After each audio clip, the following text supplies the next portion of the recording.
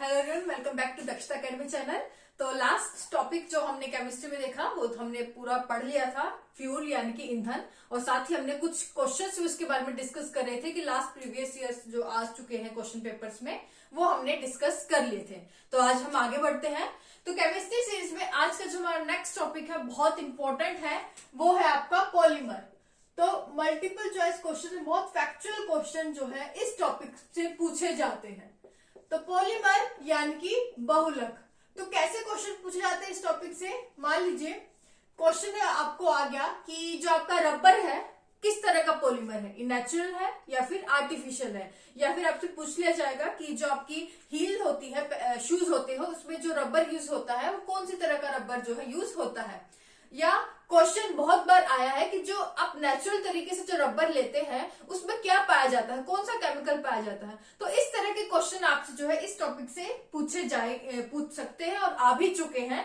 तो बहुत factual topic है, याद करने वाली सारी चीजें, तो एक बार समझ लेंगे तो आपको अच्छे से समझ आ जाएगा। तो शुरू करते हैं। वीडियो अगर अच्छी लगे तो प्लीज लाइक जरूर कर दे, शेयर करें और चैनल पर नए हैं तो सब्सक्राइब कर लें। तो पॉलीमर यानी कि बहुलक, तो इसके नाम पर जाए तो पॉली मतलब मैनी, इसी तरह बहु मतलब बहुत सारी। तो जो पॉलीमर है वो एक क्या है, बहुत छोटी छोटी यूनिट से जो बना है, और उसे जब बहुत सारी यूनिट जब आपस में जुड़ती जाएंगी तो उसे हमने क्या कह दिया, पॉलीमर। तो पॉली जो टर्म है वो आपके मैनी यानी कि अनेक के लिए ही यूज हुई है। तो फॉर एग्जाम्पल हम ले ले तो आपका जो इथीन है CH2, ये क्या है आपका इथीन, क्या है इथीन। अब बहुत सारे इथीन जब मिल जाएंगे यानी कि आपका जो इथीन है इसमें कई सारी जो इथीन है आपस में जुड़ जाएंगे, यानी कि n number of ethene. n का मतलब वो 4, 8, 10, 12, मतलब कितने भी अनगिनत हम जो है उसके लिए n यूज कर देते हैं। तो जो नंबर ऑफ इथीन जो है आपस में जुड़ जाएगी तो ये क्या बन जाएगी, ये आपकी बन जाएगी पॉलीमर, और ये एग्जांपल है आपका पॉलीथीन। सॉरी।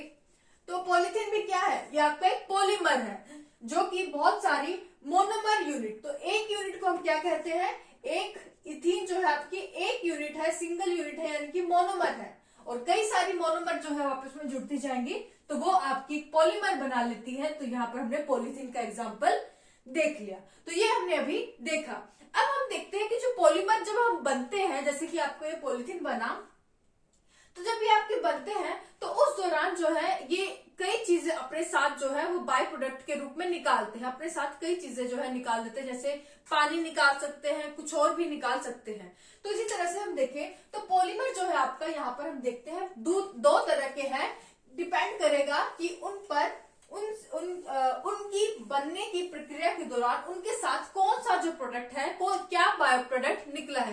किसी भी तरह का बायो प्रोडक्ट निकला हो, लेकिन हमें बस ये देखना है अगर निकला है या नहीं निकला है।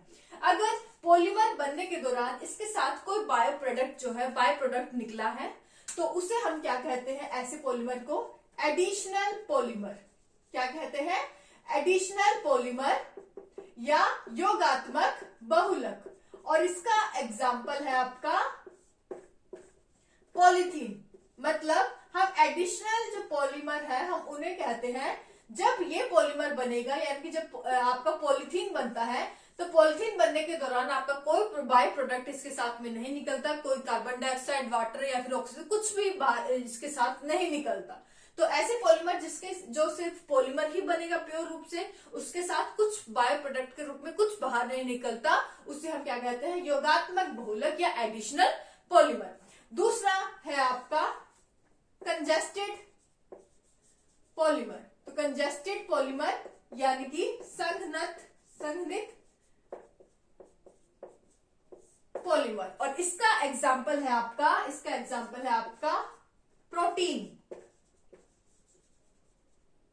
क्या एग्जाम्पल है, प्रोटीन इसका एग्जाम्पल है। क्यों? क्योंकि जब प्रोटीन बनते हैं, प्रोटीन यहाँ पर हम देख ले, थोड़ा सा इंपॉर्टेंट है। तो प्रोटीन आपका कैसे बनता है, प्रोटीन आपका बनता है अमाइनो एसिड से।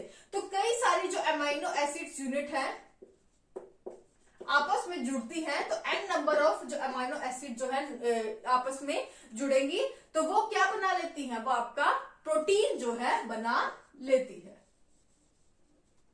तो प्रोटीन यहाँ पे मोनोमर एक यूनिट देखी, अमीनो एसिड, और कई सारे जो अमीनो एसिड जुड़ जाएंगे तो आपकी क्या बना लेती है, प्रोटीन बना लेती है। तो ये आपका क्या है, ये आपका हो गया एक पॉलीमर, जिसके साथ प्रोटीन बनने के साथ ही आपका यहाँ पर एडिशनल क्या निकलता है, वाटर निकलता है। और क्योंकि इस पॉलीमर के बनने के दौरान जो आपका एडिशनल कुछ निकल रहा है, वाटर निकल रहा है, तो इस तरह के पॉलीमर को हम क्या कहते हैं, कंजस्टेड या संघनित जो है वो कहते हैं। अब यहाँ पे एक और चीज आपको याद रखनी है, एक और चीज क्या याद रखनी है कि जो आपका प्रोटीन बना है, प्रोटीन में आपका कौन सा बॉन्ड होता है, जो आपका एमिनो एसिड्स आपस में जुड़ेंगे उनके बीच में कौन सा बॉन्ड पाया जाता है, ये इनमें पेप्टाइड बॉन्ड पाया जाता है। कौन सा बॉन्ड पाया जाता है, पेप्टाइड बॉन्ड पाया जाता है। तो ये चीजें जो है आपको याद रखनी है।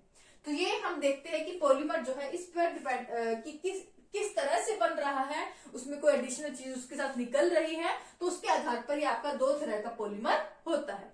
नेक्स्ट हम देखते हैं कि पॉलीमर को हम जनरली कितने टाइप्स में डिवाइड कर सकते हैं। तो जनरली जो आपका पॉलीमर है वो आपका तीन तरह का होता है। कौन कौन से,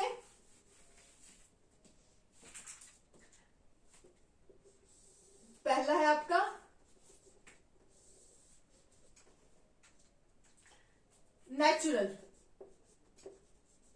नेचुरल पॉलीमर, या जो आपका प्राकृतिक रूप से बहुलक पाया जाता है वो।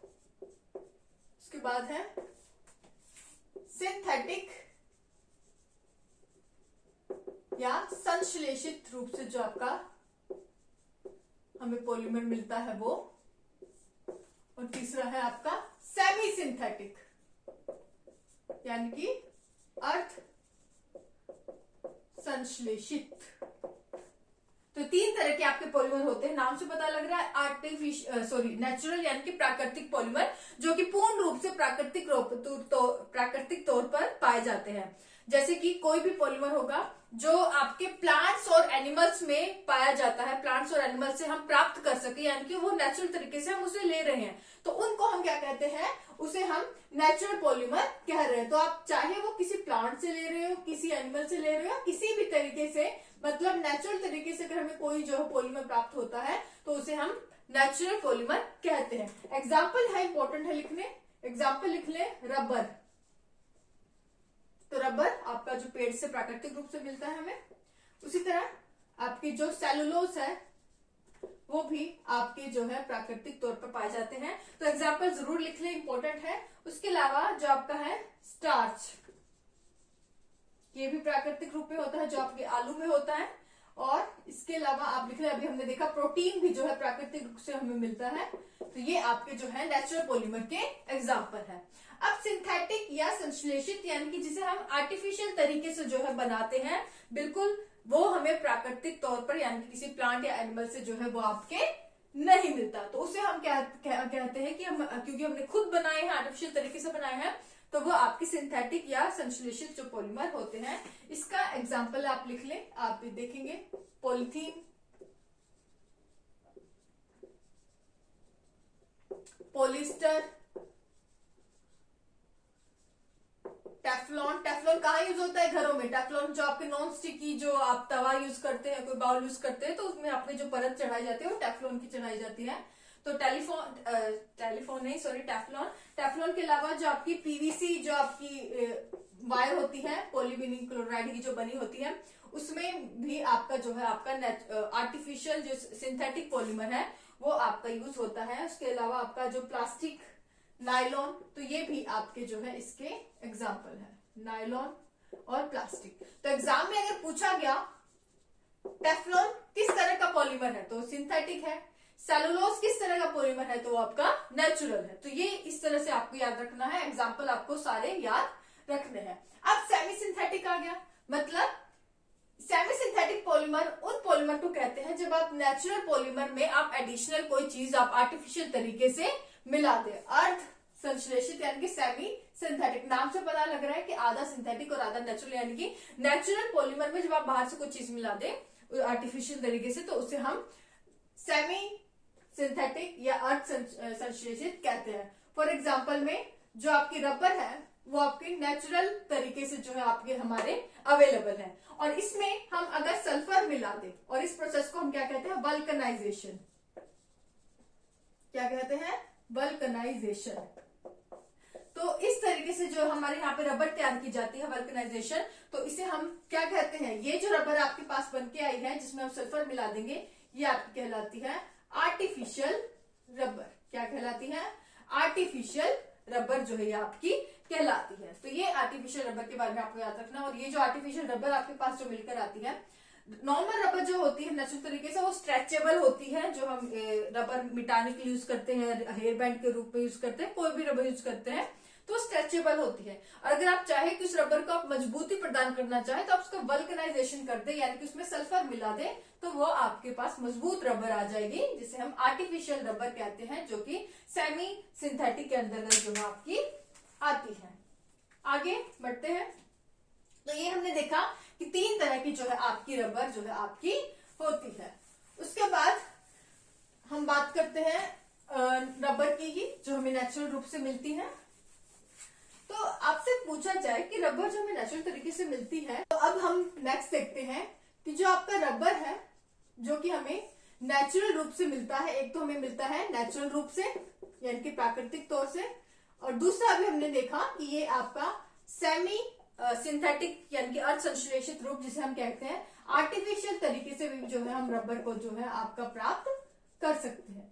तो अब हम देखते हैं कि जो रबर जो हमें नेचुरल तरीके से मिलता है, तो नेचुरल तरीके से हमें कैसे मिलता है, तो हमें ये एक पेड़ से जो है आपका नेचुरल तरीके से रबर मिलता है, और उस पेड़ का क्या नाम है, हेविया ब्रेजिलियस। क्या नाम है, हेविया ब्रेजिलियस, हिंदी में भी लिख देती हूं। तो हेविया ब्रेजिलियस नाम के पेड़ से जो है आपका रबर जो है प्राप्त किया जाता है। यहाँ पे एक डायग्राम देख ले। तो मान लीजिए ये आपका जो है कोई रबर ट्री है, तो क्या किया जाता है कि रबर ट्री का जो स्टेम जो आपका नीचे का तना होता है, वहां पर जो है कट लगा दिया जाता है। तो वहां पर अगर आप कट लगा देंगे तो वहां से आपका जो है व्हाइट कलर का जो मटेरियल आपको उस पेड़ से मिलता है। तो कहीं भी कट लगाएंगे हेविया ब्रेजिलियस नाम के पेड़ पर जिससे हमें रबर मिलता है, तो वहां पर आपको क्या मिलेगा, व्हाइट कलर का जो मटेरियल है वो आप इसके तने से कलेक्ट कर सकते हैं। तो ये जो व्हाइट कलर का जो दूध जैसा मटेरियल निकलता है हेविया ब्रेजिलियस ट्री से, इसे हम क्या कहते हैं, लेटेक्स। तो लेटेक्स से आपके जो है आपके दरअसल रबर जो है बनाई जाती है। तो ये नेचुरल तरीके से हम देखते हैं कि रबर हमें मिलती है इस पेड़ से, और ये जो व्हाइट कलर का मटेरियल निकलता है इसे हम लेटेक्स कहते हैं। और इस लेटेक्स में एक केमिकल जो कंपाउंड मिलता है उसका नाम क्वेश्चन पूछा जाता है, वो है आपका आइसोप्रीन। तो कौन सा कंपाउंड इस लेटेक्स में पाया जाता है जो कि रबर बनाता है, तो उसमें आइसोप्रीन जो है पाया जाता है। तो ये तीनों चीजें याद रखनी है। पेड़ कौन से पेड़ से पाया जाता है, जो व्हाइट कलर का जो मटेरियल निकलता है जिससे आपकी रबर बनती है उसे हम क्या कहते हैं, लेटेक्स, और लेटेक्स में कौन सा कंपाउंड जो है पाया जाता है। उसके बाद हमने देखा कि जो आपका आर्टिफिशियल रबर है वो कैसे बनती है। तो इस नेचुरल रबर में क्या है, रबर में अगर सल्फर मिला दे तो इस प्रोसेस को हम क्या कहते हैं, वल्कनाइजेशन। इससे आपको जो है आर्टिफिशियल रबर जो है आपकी मिल जाती है। तो अगर वैसे तो नेचुरल रबर होती है जो आप देखेंगे वो स्ट्रेचेबल होती है, उसमें बहुत फ्लेक्सिबिलिटी होती है, और अगर आपको चाहिए उसमें थोड़ी मजबूती डाल दे, स्ट्रेंथ डाल दे, तो उसके लिए आपको उसमें सल्फर मिलाना पड़ेगा, वल्कनाइजेशन करना पड़ेगा। तो ये था हमने रबर के बारे में देखा। तो अभी हम थोड़ा सा और देख लेते हैं जो अभी हमने देखा था कि जो आपका सिंथेटिक रबर होती है यानी कि संश्लेषित रबर, जो अभी हमने एग्जाम्पल भी देखे थे कि जो हम आर्टिफिशियल तरीके से मिलते हैं, इसके कुछ एग्जाम्पल और आप लिख लें जो हमारे भूल गए थे, इंपॉर्टेंट है। सबसे पहले क्लोरोप्रीन, एग्जाम्पल आपको जरूर याद रखने हैं, स्टाइटेट, ब्यूना एन और ब्यूना एस। क्वेश्चन यहां से पूछा गया है इसलिए मैं दोबारा से आपको ये लिखवा रही हूँ, इसके एग्जाम्पल जो है छूट गए थे।